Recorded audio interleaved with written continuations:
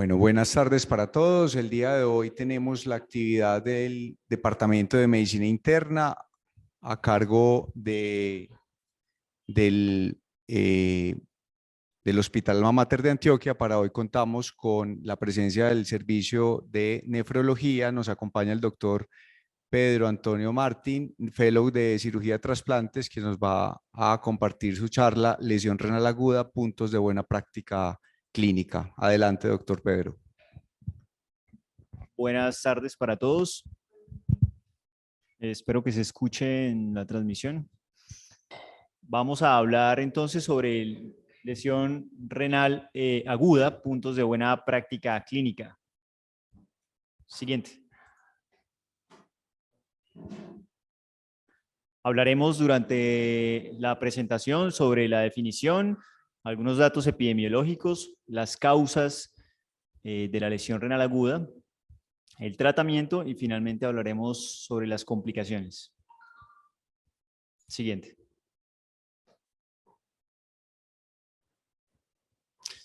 Dentro de la definición, diremos en primer lugar que es un síndrome clínico que abarca una multiplicidad de etiologías que todas confluyen en esa definición que hablaremos en la próxima diapositiva.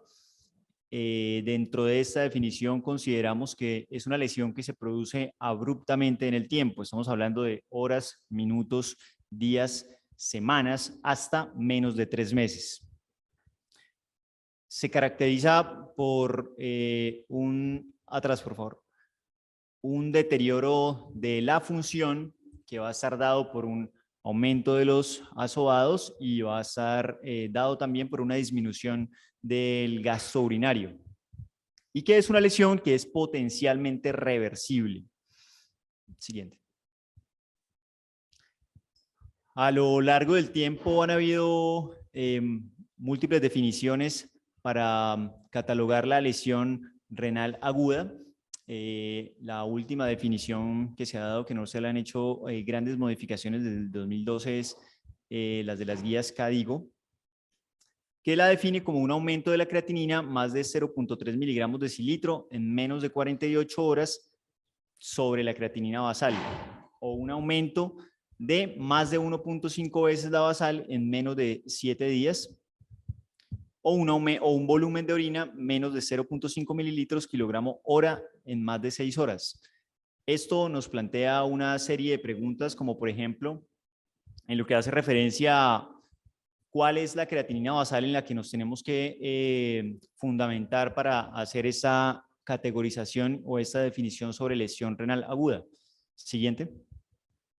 Entonces, algunas preguntas que nos planteamos es básicamente esa: cuando el paciente ingresa por primera vez a un servicio y desconocemos esa creatinina basal, ahí es donde nos enfrentamos a uno de los primeros dilemas de esta definición, que no nos permite establecer si realmente se trata de una lesión aguda, subaguda o crónica, o si se trata de una lesión aguda que se manifiesta como una complicación de esta enfermedad crónica.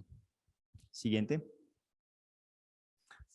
Para poder generar como algunas herramientas para tener en cuenta y poder tomar esta decisión, teniendo en cuenta que no tendríamos una creatinina basal en algunos casos, vamos a preguntarnos primero si el paciente tiene una creatinina previa para poder determinar si es aguda o crónica, si el paciente tiene una enfermedad sistémica previa que le pueda condicionar esa cronicidad de esa lesión renal, si el paciente está con una anemia, por supuesto que esté en ausencia de un sangrado activo tanto digestivo como externo, y que el paciente curse con un hiperparatiroidismo secundario que esté dado por un aumento de más de 170 picogramos de decilitro.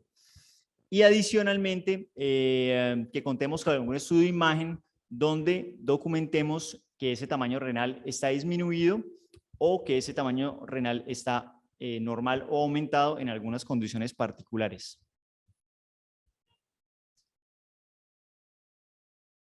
Para continuar sobre la definición, debemos entender que no solamente se trata de lesión renal aguda, esta se caracteriza por el tiempo hasta los 7 días, sino que también existe una enfermedad renal aguda que está categorizada desde los 7 días hasta menos de 90 días. Es decir, hasta los 3 meses, y de 3 meses en adelante ya vamos a considerar la enfermedad renal crónica. En la imagen de abajo en azul podemos ver que precisamente esta lesión renal aguda o esta enfermedad renal aguda pueden darse en la marcha sobre una enfermedad renal crónica de base.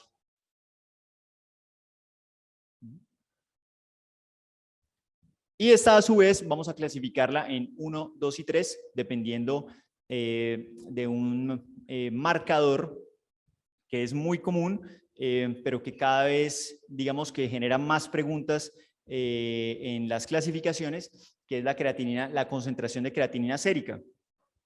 Y adicionalmente, el gasto urinario. Entonces, cuando es 1, es un aumento de 1.5, 1.9 veces sobre el valor basal o más de 0.3 miligramos decilitro sobre la creatinina basal. O una disminución de 0.5 mililitros kilo hora por 6 a 12 horas. Para la 2, 2 a 2.9 veces sobre la basal y un gasto urinario menos de 0.5 mililitros kilo hora por 12 horas. Y el grado 3, más de 3 veces sobre la basal o 4 miligramos decilitro, o el inicio de terapia de reemplazo renal en un paciente que llega con una urgencia dialítica con una lesión renal aguda. Las consecuencias clínicas que va a generar una lesión renal aguda va a ser principalmente la retención de productos nitrogenados, lo que vamos a considerar como uremia, la alteración del equilibrio de fluidos que se va a manifestar en su mayoría por una hipervolemia, paciente que va a debutar con edema pulmonar, con sobrecarga hídrica. Va a presentar también un desequilibrio ácido-base que está dado principalmente por la acidemia metabólica, principalmente, y con anión GAP elevado, y un desequilibrio hidroelectrolítico que se va a manifestar en una constelación de alteraciones como la hipercalemia, hiperfosfatemia, hipocalcemia, hipermagnesemia, hipo o hipernatremia. Algunas limitaciones con respecto a la definición, que a pesar de que la creatinina es un marcador bioquímico que resulta costo efectivo, presenta algunas limitaciones en términos de tiempo y en términos de identificación temprana de la enfermedad.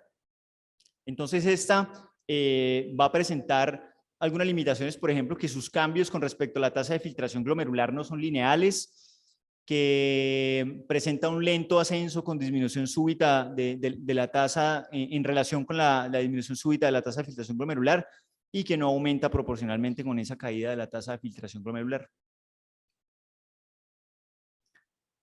Como podemos ver en esta diapositiva, en la función glomerular, vemos nosotros que partimos de una tasa de filtración 100 sobre la línea vertical. Esto en la medida del tiempo va disminuyendo, y una de las cosas más significativas de esta gráfica es que la creatinina se altera o empieza a subir, como podemos ver en la línea azul, que es la más inferior de las líneas que vemos en esa gráfica. Esa línea azul apenas empieza a subir, que es la representación de la creatinina, empieza a aumentar cuando el paciente ya ha perdido un 50% de la masa renal. Solo hasta ese momento vamos a notar cambios en la creatinina. Es por eso que no es un marcador que nos anticipe una lesión para tomar medidas para hacer cambios oportunos para evitar el daño en el tiempo. Y otra cosa significativa de la gráfica es la reserva funcional renal, que está dado principalmente por esa masa renal, y esa reserva es la que va a permitir esos cambios de la tasa de filtración glomerular, como podemos ver en la línea un poco más oscura por encima del azul.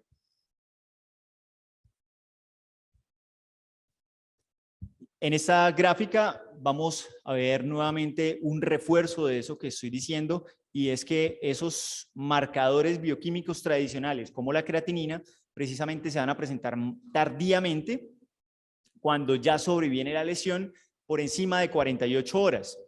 Y nos encontramos en una ventana donde podríamos actuar pero que por términos de definición y por términos de ausencia de un marcador que nos permita a nosotros tomar una decisión oportuna, pues nos quedaríamos sin esa atención. Entonces, dentro de esa ventana han surgido nuevos biomarcadores que son los que vamos a presentar a continuación. Entonces, dentro de estos biomarcadores están el TIMP2 y el IGFP7. Estos en conjunto es el NephroCheck y los estudios dicen que predice la lesión renal aguda con un área bajo la curva de 0.8, lo cual es bastante significativo y los perfila como dos de los biomarcadores de estrés que nos podrían anticipar la lesión para tomar medidas. Y el segundo es Senegal, que es un marcador que se ha estudiado sobre todo en cirugía cardiovascular y que ha mostrado también presentarse con un área bajo la curva de 0.8% y se presenta 48 horas antes con un marcador que nos anticipa también esa identificación de esa lesión. Por tanto, recientemente han surgido clasificaciones como la que se ve en la diapositiva, donde, aparte de esos criterios que ya habíamos considerado anteriormente por CADIGO, incluyen los biomarcadores como un punto muy fundamental de esta clasificación. Entonces, incluyen, por ejemplo, el primero de ellos, que es subagudo, cuando ese biomarcador es positivo a pesar de que el paciente no presente cambios en su gasto urinario y a pesar de que no presente cambios en la creatinina. 1A, que es básicamente la misma clasificación original, pero el 1B ya es sumándole ese biomarcador positivo. Estos B van a trazar un peor pronóstico para el paciente que presenta la lesión renal aguda.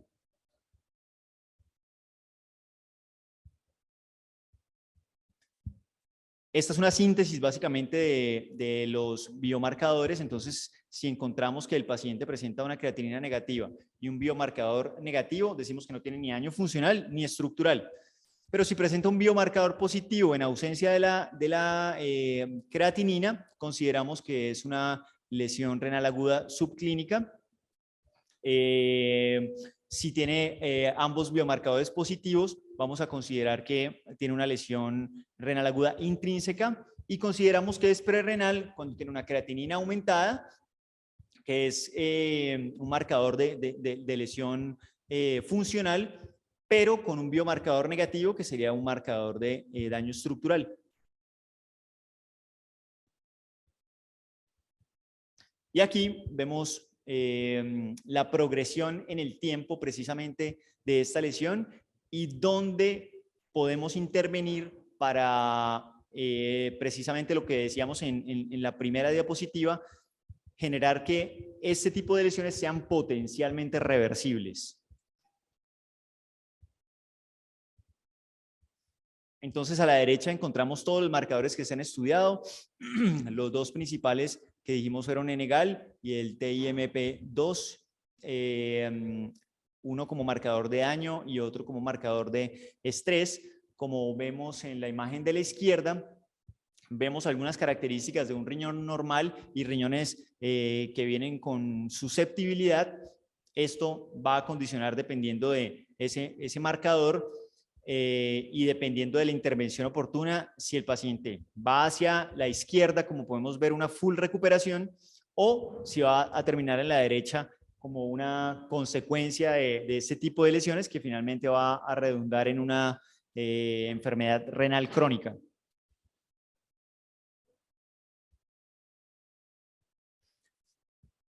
¿Y qué pasa si no disponemos de biomarcadores fácilmente? Pues existen algunas pruebas que se han validado, como esta que es la prueba de estrés con furosemida, donde podemos ver cómo, por ejemplo, tenemos un paciente que queremos mirar cómo va a ser su comportamiento y su pronóstico.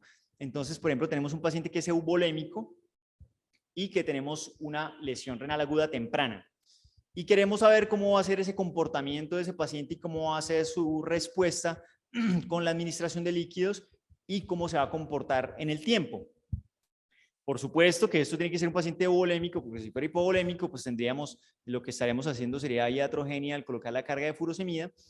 Pero en estos pacientes euvolémicos con una lesión temprana y que queremos predecirlo en ausencia de un biomarcador como los que les acabo de comentar, colocamos 1 miligramo kilogramo de furosemida IV si el paciente no ha tomado furosemida previamente, o si el paciente tiene dentro de su tratamiento la furosemida, colocamos 1.5 miligramos kilo de furosemida, evaluamos durante las 2 primeras horas, y si el volumen de orina de ese paciente es menor de 200 mililitros, 200 mililitros o 100 cc por hora, dentro de esas 2 primeras horas, eso es un marcador, es decir, esto dio positivo y es un marcador que va a determinar que el paciente va a desarrollar una lesión estadio 3, además va a requerir terapia de reemplazo renal y además va a ser un marcador pronóstico de muerte.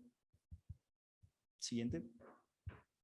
Y como podemos ver en esta diapositiva, en esta gráfica de este mismo artículo, siguiente, vemos comparativamente con los marcadores que si miramos solamente esa prueba de estrés con furosemida comparado con los demás, pues es una prueba que tiene un área bajo la curva de, por ejemplo, 0.8, como pueden ver ustedes en la imagen. Con respecto a los datos epidemiológicos, podemos decir que podemos dividirla primero en 2 puntos. Uno, la lesión renal aguda que es adquirida en la comunidad, y la otra que es la que se presenta en el medio intrahospitalario, siendo esta última significativamente superior, hasta un 31.7%, y la adquirida en la comunidad 8.3%. En la unidad de cuidado intensivo hay datos que informan estadísticas desde el 25 hasta el 50%, con un impacto en la mortalidad de hasta el 23% de sus pacientes, y de un 49% de mortalidad si estos pacientes llegan a requerir terapia de reemplazo renal, llegan hasta este estadio de requerir terapia de reemplazo renal. Los pacientes que presentan lesión renal aguda en el mundo, en su mayoría, los estudios muestran que son pacientes de 60 años en promedio, y en su mayoría son hombres. Estos datos atribuibles probablemente por algunas zonas del mundo donde el pobre acceso del género femenino a las instituciones podría determinar un subregistro, o por algunos factores agravantes genéticos en hombres que podrían llegar a condicionar la lesión renal aguda. Y en trasplante se dice que los pacientes que presentan lesión renal aguda son un 30% en los riñones procedentes de donante fallecido, y se presenta en un 50% de los pacientes que reciben un órgano de un donante en parada cardíaca. Y hay otra cosa muy importante, y es la función retardada del injerto. Esta demora en que arranque ese riñón va a estar condicionado también por la lesión renal aguda que se puede presentar.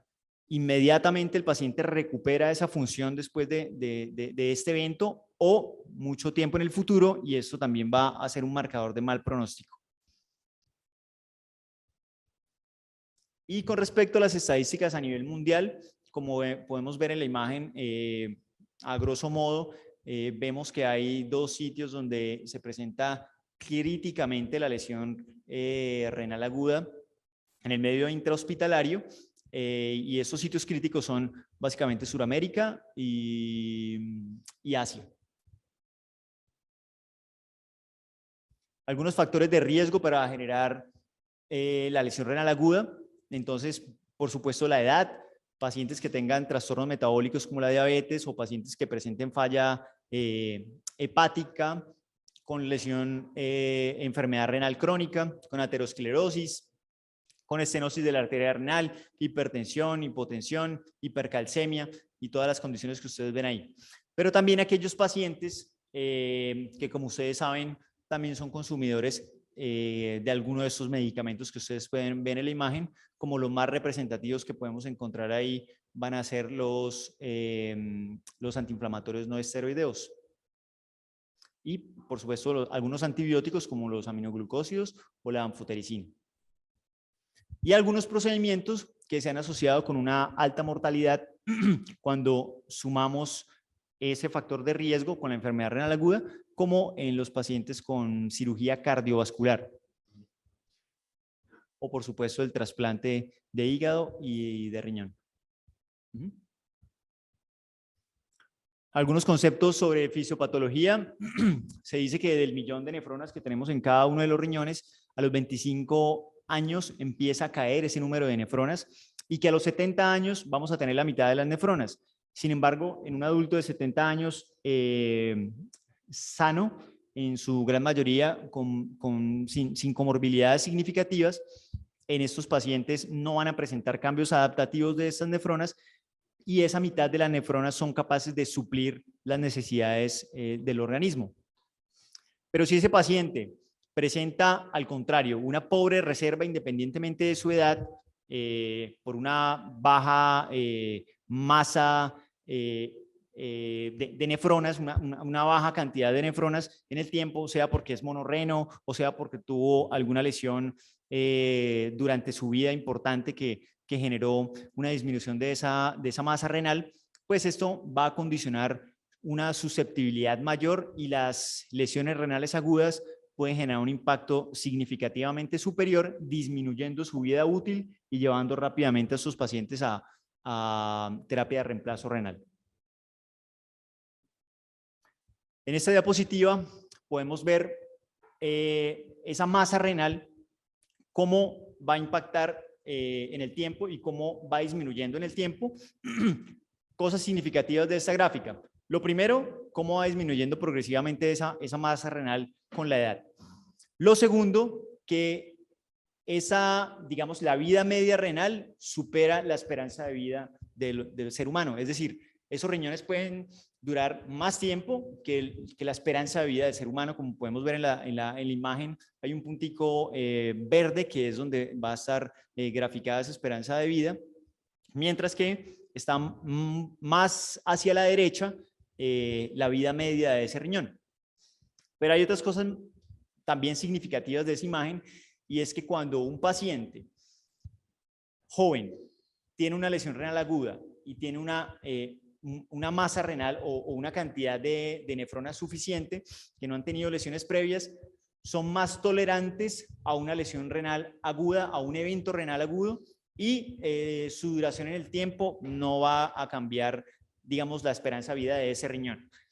Mientras que un adulto mayor que ya tiene una masa más pequeña, lesiones agudas a este nivel sí van a tener un gran impacto, van a disminuir la vida media de ese riñón y van a llevar rápidamente a estos pacientes a terapias de reemplazo renal.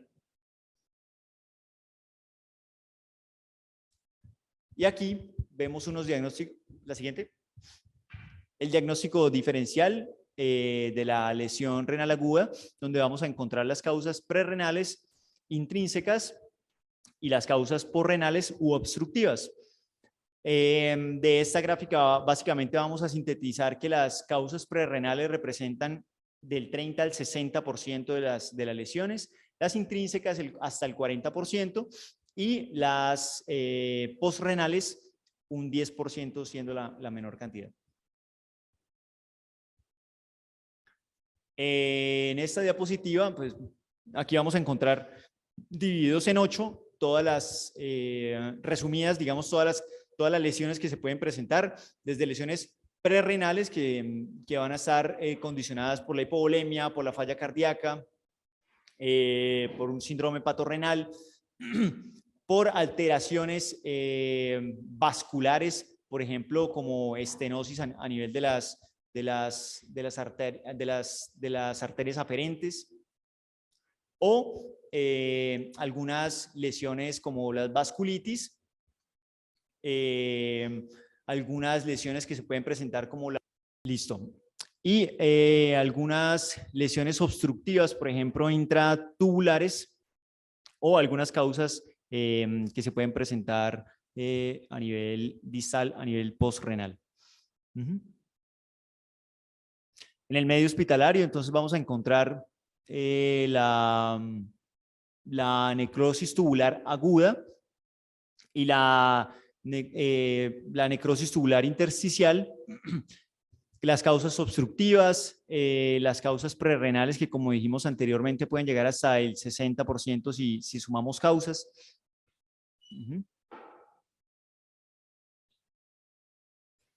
Y esta diapositiva básicamente resume que la lesión renal aguda es una lesión que es multifactorial. Vamos a ver como el factor de asociación dependiendo del tamaño de ese círculo. Entonces, como podemos ver, lo que más se asocia con esa lesión renal aguda en términos prácticos va a ser la sepsis, va a ser aquellos pacientes que presentan falla cardíaca, aquellos pacientes que son llevados a cirugía cardíaca, aquellos pacientes con glomerulopatías o aquellos pacientes que presentan esta lesión renal aguda sobre una enfermedad renal crónica. En esta imagen vamos a ver una característica anatómica muy importante, y es que a nivel del túbulo proximal sobre el segmento S3 es una zona particular porque tiene una alta demanda metabólica, pero además es una área que es muy susceptible a cambios en la oxigenación precisamente por su localización a nivel medular. Como podemos ver en la imagen, a nivel de la corteza hay más disponibilidad, hay más presión de oxígeno, mientras que a nivel medular precisamente se presenta esa susceptibilidad a aquellos casos donde el paciente debuta con una hipoxia, cualquiera que sea la razón. Es por eso que esta zona con alta demanda metabólica, si queda desprovista fácilmente, la hace muy vulnerable a lesión y es una de las zonas que más se lesionan, junto con la parte ascendente gruesa del asa de Henle, que es otra zona muy importante con una alta actividad metabólica también. Acá vamos a ver cómo los factores vasculares influyen en el desarrollo de la enfermedad de la lesión renal aguda. Y aquí encontramos, por ejemplo, cómo esa isquemia va a generar algunos efectos vasculares que van a estar determinados por básicamente algunas hormonas que van a generar vasoconstricción, algunos factores importantes, por ejemplo, como algunas moléculas de adhesión molecular o el óxido nítrico, las prostaglandinas, endotelina, y todo esto cómo va a condicionar la hipoxia y la disminución de la tasa de filtración glomerular. Y en esta imagen vamos a ver cómo se va a manifestar esto histopatológicamente. Entonces, cuando tenemos una lesión leve, las nefronas en su gran mayoría se conservan, hay un infiltrado inflamatorio, hay células regenerativas, y en la fase de la recuperación no va a tener un impacto en el número de las nefronas y el paciente se va a poder recuperar fácilmente y va a ser una causa reversible si se interviene oportunamente. Pero cuando ya se tiene una lesión moderada, ahí ya se empieza a presentar una lesión importante con unos cambios como podemos ver en las células epiteliales, y vamos a ver que primero se pierde masa, se pierde la cantidad de las nefronas. Segundo, ocurren algunos cambios adaptativos donde ese citoplasma se vuelve más grande de lo usual con esos núcleos centrales, y empiezan a aparecer unos factores importantes que son los fibroblastos, tratando de reemplazar esa estructura que se ha perdido después de esa necrosis de esas células epiteliales. Y finalmente es un punto donde si bien puede haber regeneración, es de altísimo riesgo para progresar hacia una enfermedad severa. Y en la última, vemos una característica importante que son las megalonefronas, que se pierden bastantes nefronas y estos espacios son ocupados precisamente por esos fibroblastos. Ocurre primero la atrofia, después una fibrosis para mantener esa lesión estructural, pero cuando ocurren grandes lesiones importantes, pues esto va a llevar irreversiblemente a una enfermedad renal crónica y, como podemos ver, una depresión importante del número de nefronas. el riñón pues va a tener unas consecuencias sistémicas significativas a nivel cerebral, va a determinar una uremia y cambios significativos a nivel cerebral. A nivel cardiovascular, pues por supuesto que también va a influir porque es un determinante tanto del volumen como las características de ese volumen y los cambios hidroelectrolíticos que dijimos anteriormente. A nivel intestinal, pues va a tener también un impacto muy importante porque precisamente ese edema de las asas va a condicionar que se presente traslocación bacteriana, que se presente salida precisamente de esas bacterias y todas las cadenas que se pueden generar después de eso con la activación de los patrones moleculares de adhesión y de daño.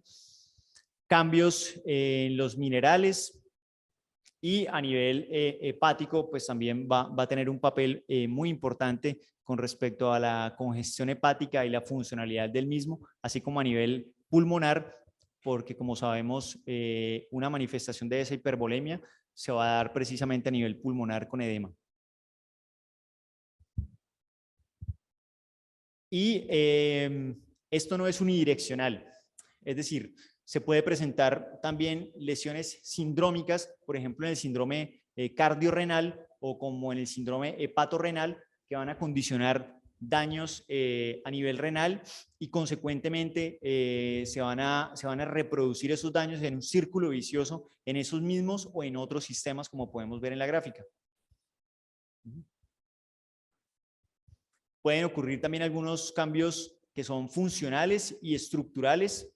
Entonces, a nivel de esos cambios que pueden ocurrir a nivel fisiológico y algunos modificadores que son en estructura y en función. En estructura, como decíamos anteriormente, por ejemplo, la pérdida de volumen a aquellos pacientes que tienen una nefrectomía. Y en términos de función, pues aquellos pacientes que por embarazo, por el tiempo o por una dieta especial van perdiendo funcionalidad renal, pues esto va a condicionar también cambios a largo plazo que va a redundar o en hipertrofia o en algunos cambios fisiológicos, como podemos ver en la imagen, que van a redundar en cambios también a largo plazo. Y aquí en esta diapositiva podemos ver cómo hay progresión no solamente de un daño a nivel tubular, que es lo que hemos venido diciendo durante toda esta charla, sino también a nivel glomerular. Inicialmente ocurre hiperfiltración, a nivel tubular empieza a ocurrir lesiones de esas células epiteliales. Esto va generando una serie de detritos que van ocluyendo progresivamente esos túbulos, se va perdiendo masa podocitaria. En las últimas instancias vamos a tener, cuando se presenta una injuria persistente, cuando ya no se vuelve reversible, una necrosis importante de esas células, una oclusión tubular y finalmente ocurre lo que definimos como una glomerulosclerosis focal y segmentaria.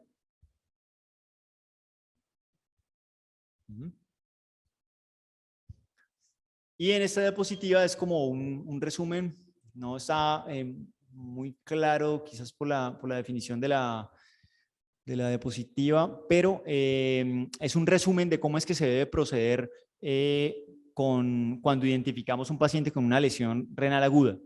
Entonces, cuando en primer lugar el paciente presenta cambios en la creatinina, tenemos que clasificarlo en primer lugar, tenemos que identificar en qué estadio se encuentra este paciente, llevarlo a una ecografía renal. Esto nos va a permitir descartar obstrucción y con esto descartamos las causas porrenales y una vez estas se descarten, ahí procedemos a identificar algunos factores de riesgo dentro de su historia clínica que nos permitan predecir si se trata de una lesión prerrenal o si se trata de una lesión renal intrínseca.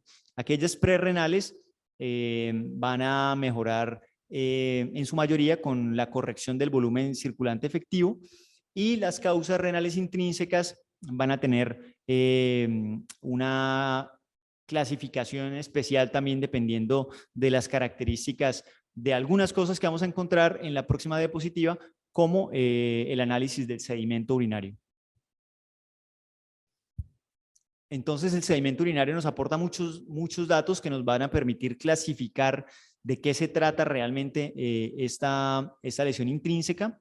Es muy importante que dispongamos de un uroanálisis que nos caracterice muy bien todas estas cosas, que nos permite identificar si se presenta eosinofiluria, si se presentan glóbulos rojos en la orina, si se presenta piuria. Todo esto va a ser muy importante para poder determinar en cuál de estos recuadros clasificar esa lesión y con esto proceder también al manejo de cada una de esas causas. Y aquí, a nivel prerrenal, entonces vamos a encontrar que va a disminuir el volumen arterial efectivo. Esto va a estar condicionado por hemorragia y depresión. La disminución relativa del volumen que va a estar dado por una falla cardíaca o una cirrosis descompensada.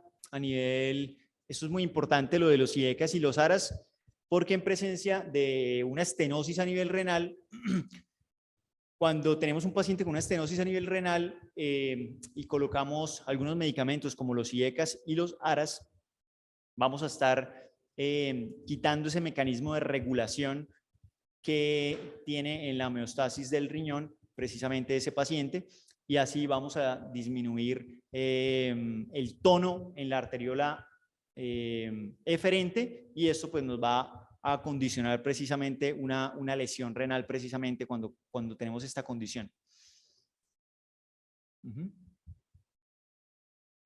Entonces, uno de los parámetros importantes que hacer es, una vez identificamos esa creatinina elevada, hay algo clásico que se hace, que es la relación BUN-creatinina. Si encontramos que es más de 20, vamos a clasificarla como prerrenal, y esos pacientes vamos a hacer retos de volumen.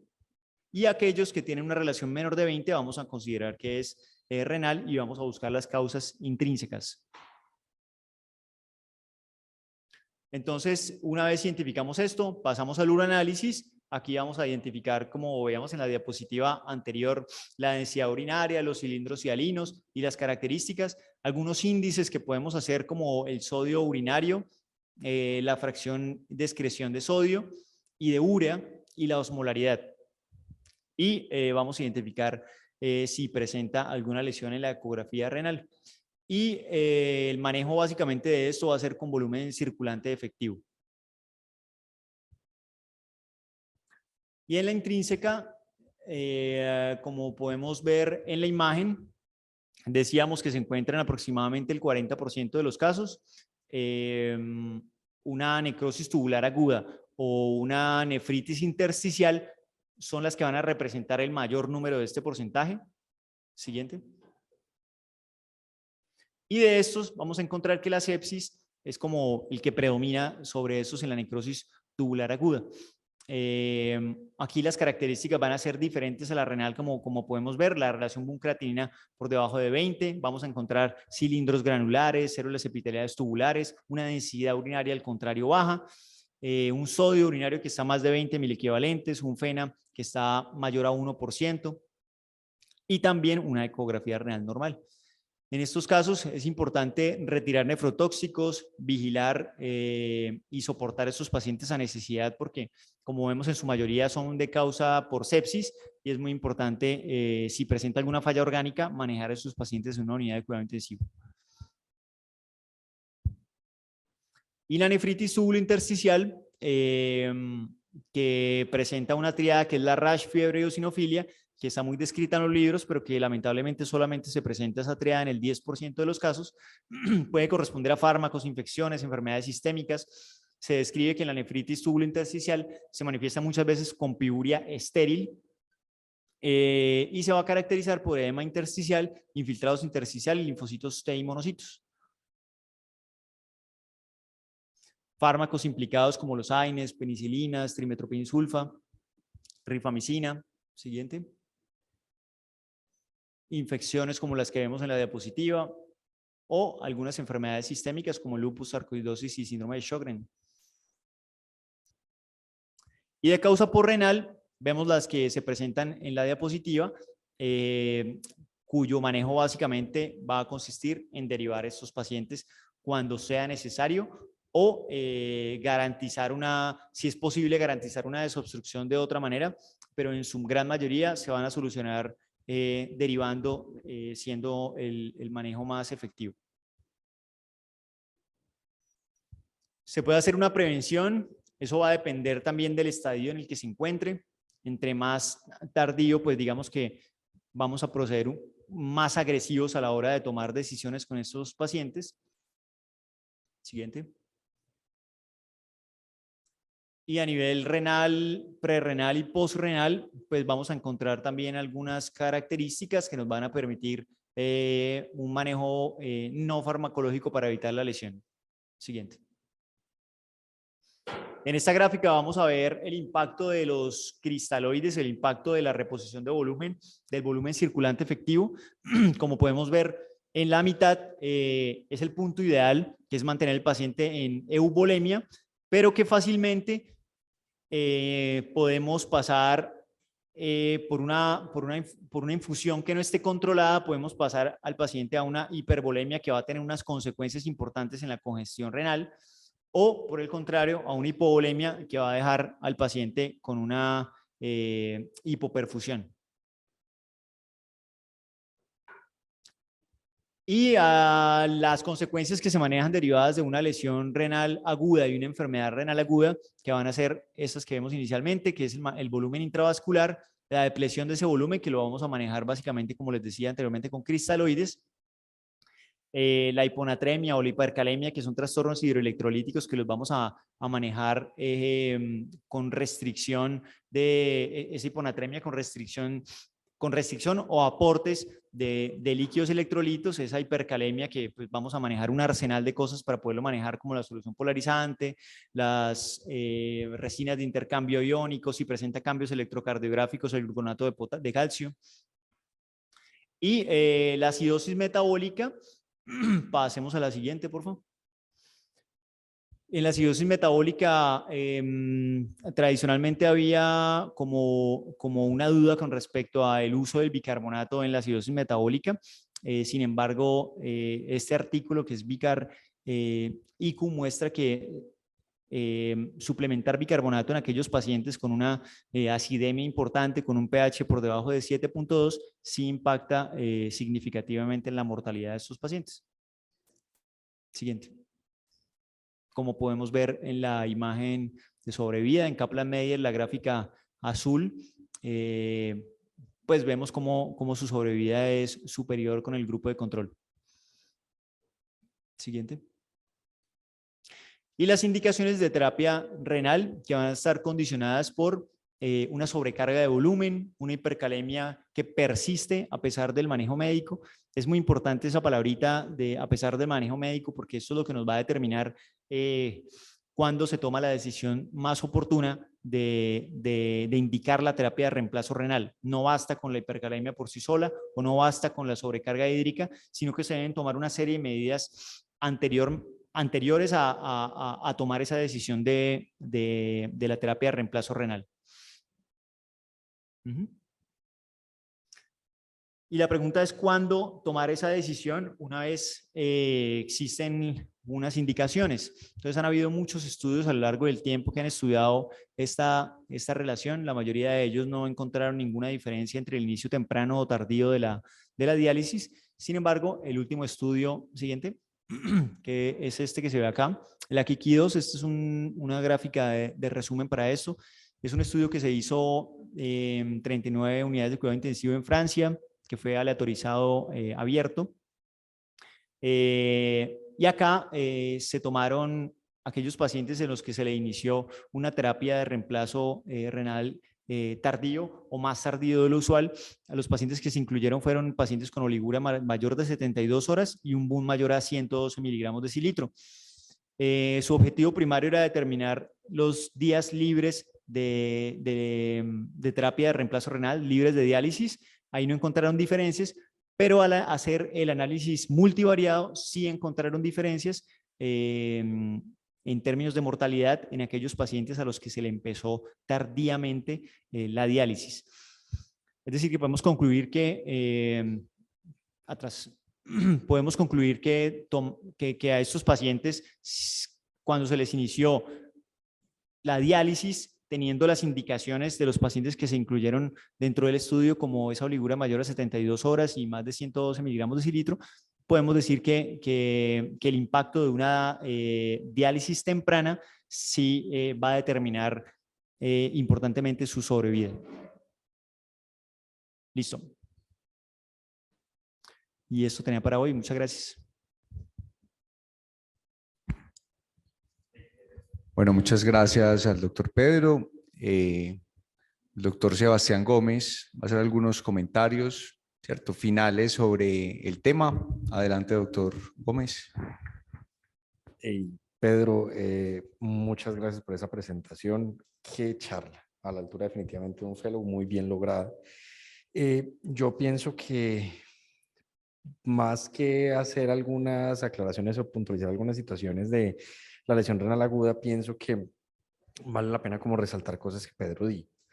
La primera es que la lesión renal aguda hace parte de uno de los aspectos que afectan a los pacientes hospitalizados, donde las clasificaciones anteriores han establecido que tenemos que lograr identificar los pacientes en riesgo para este tipo de lesiones, identificar edad, comorbilidades, presencia de diabetes, hipertensión, limitar el uso de fármacos con perfil nefrotóxico, digamos que como identificarlo en la parte de al momento del ingreso, y digamos que todo personal que esté a cargo de los pacientes lograr identificar estos riesgos para saber y establecer, digamos, como qué medidas o qué conductas tomar para disminuir el riesgo de lesión renal aguda.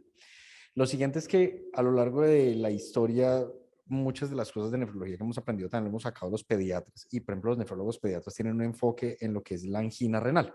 La angina renal básicamente lo que establece es que así como existe el concepto de angina para corazón, que existe el concepto teórico del comportamiento renal, y es básicamente para establecer qué personas o qué factores de riesgo podemos lograr identificar para detectar cada vez más temprano la lesión renal aguda. Lo siguiente es que a pesar que Pedro hace la salvedad y hace pues toda la enseñanza de cómo clasificamos nosotros la lesión renal aguda, que si es prerrenal, renal o postrenal, recordar siempre que pues fisiopatológicamente podemos clasificarlo así, pero pues podemos tener claramente pacientes que cumplen con los 3 criterios, o sea, no limitarnos nosotros a que como es prerrenal, es falta de volumen, entonces descuido el resto de las cosas. ¿Cuántas veces una hiperplasia prostática con poliuria asociada no se convierte en una prerrenal, en una postrenal, que pasó a ser una prerrenal, que termina siendo una renal al momento de tener una necrosis tubular aguda? Entonces, a lo que veo es que ese tipo de circunstancias, como fortalecer, identificando, fortalecer como la parte de identificación de fisiopatología, de la fisiopatología de la lesión renal aguda. Lo siguiente es como los criterios de inicio de terapia de reemplazo renal, ser como muy conscientes en cuanto a los criterios de inicio de terapia de reemplazo renal emergente, que son pacientes con sobrecarga que es refractaria al manejo, acidemia metabólica que es refractaria al manejo, la hipercalemia que es también refractaria, paciente intoxicado que no tenga clara la etiología o que tenga ciertos tóxicos que son dializables, y paciente con presencia de sintomatología urémica que digamos que están como descritos. Sí, recordar siempre que la refractariedad está parte condicionada entre los criterios de terapia de reemplazo renal. Recordar que también en los múltiples estudios que mostró el Elaine, el Akiki, digamos como todos los estudios de terapia de reemplazo renal, temprana versus tardía, digamos que no hay una gran evidencia entre los mismos, y que básicamente lo que nos va a llevar a tomar esa decisión va a estar determinado por la presencia de criterios dialíticos urgentes y la presentación clínica del paciente. ¿Sí? Nosotros siempre los vamos a estar acompañando. Aquí, en cualquier lugar que tenga servicio de nefrología, yo le aseguro que el nefrólogo siempre va a estar dispuesto a acompañarlos en esta toma de decisiones y que no van a estar solos. Entonces, lo siguiente es que nosotros estamos al alcance de un teléfono. Lo que necesiten siempre, a la hora que sea, nos llaman y nosotros estamos atentos siempre. Yo pienso que ahí. Muchas gracias. Bueno, muchas gracias.